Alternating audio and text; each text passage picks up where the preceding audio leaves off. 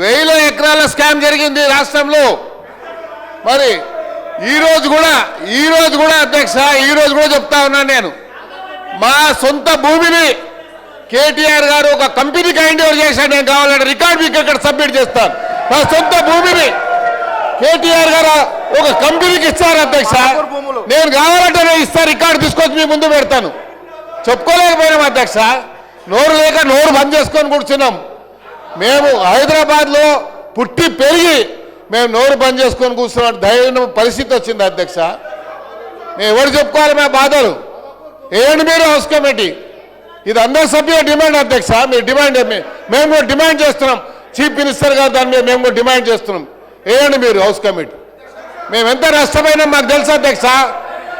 మా కుటుంబ సభ్యులది property, hard earning money, మా ఫాదర్ కష్టపడి సంపాదించిన ప్రాపర్టీ పోయింది మాది.